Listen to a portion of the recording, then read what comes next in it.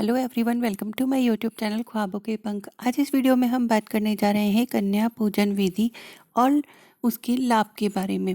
नवरात्रि में कन्या पूजन करने के बाद ही व्रत को पूर्ण माना जाता है। नवरात्रि में अष्टमी या नवमी तिथि पर लोग कन्या पूजन करते हैं। शास्त्रों के नियमानुसार कन्या पूजन में 9 कन्याओं को भोजन करवाने का नियम बताया गया है, लेकिन कुछ लोग अपने हिसाब से 5 या 7 कन्याओं को बुलाकर उन्हें खाना खिलाकर अपनी व्रत को पूर्ण मानते हैं।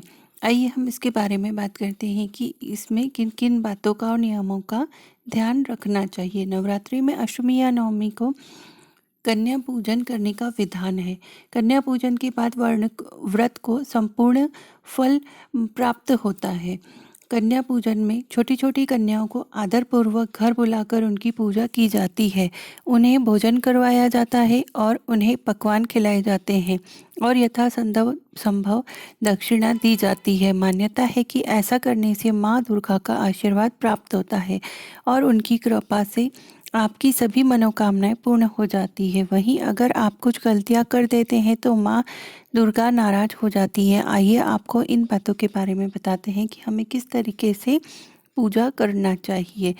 ये अब ऐसे कराएं आप कन्या भोज। इस बात का ध्यान रखना चाहिए कि कन्याओं को घर में आने के बाद उन्हें सीधे भोजन करने के लिए नहीं बिठाना है।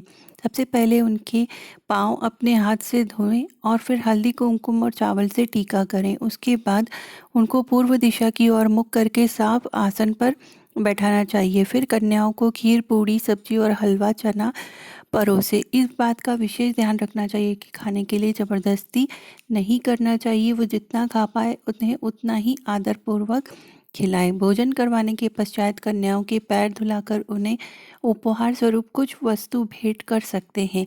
इसमें फल, सिक्के, चुनरी, मिठाई, एक कोई बर्तन आप ले सकते हैं। और अगर सामर्थ्य ना हो तो आप इनमें से कोई एक चीज़ भी ले सकते हैं।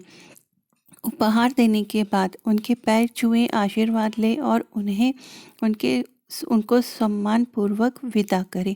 कन्या पूजन करने में कुछ सावधानियां भी रखनी चाहिए। ऐसा करते वक्त कन्याओं को जरा भी डांटे नहीं, पूरी श्रद्धा के साथ उनकी पूजा करें।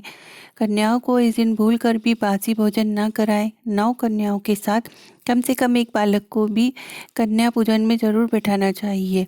बालकों को भैरव का रूप माना जाता है। कन्याओं के विदा होने के बाद तुरंत साफ सफाई नहीं करना चाहिए। अगर आपके पास कन्या पूजन का वक्त नहीं है तो फिर किसी और कारण से ऐसा नहीं कर पा रहे हैं तो मंदिर में यथाशक्ति भोजन करवाएं, दान दे देना चाहिए। कन्या पूजन में शामिल करने के लिए 2 से 10 वर्ष की कन्याओं को बुलाना चाहिए। उनकी संख्या कम से कम 9 होना चाहिए। कन्या पूजन के दौरान कन्याओं को माता रानी का रूप समझकर पूजा करनी चाहिए। मान्यता है कि अविवाहित कन्याएं ऐसा करती हैं तो उनका शीघ्र विवाह के योग बन जाते हैं। कन्याओं का भूल कर भी किसी प्रकार से अपमान ना करें। कन्याओं के लिए जो भोजन बनाए उसमें भूल कर भी लहसुन प्याज का प्रयोग ना करें। कन्याओं को भोजन करवाने से पहले भोजन को झूठा ना करें और कन्याओं से पहले ना खाएं। कन्या पूजन में कन्याओं के साथ गलती से भी भेदभाव ना करें। आप भी इन सब सावधानियों का ध्यान रखिए, तभी आपका कन्या पूजन पूर्ण हो पाएगा। जय माता दी।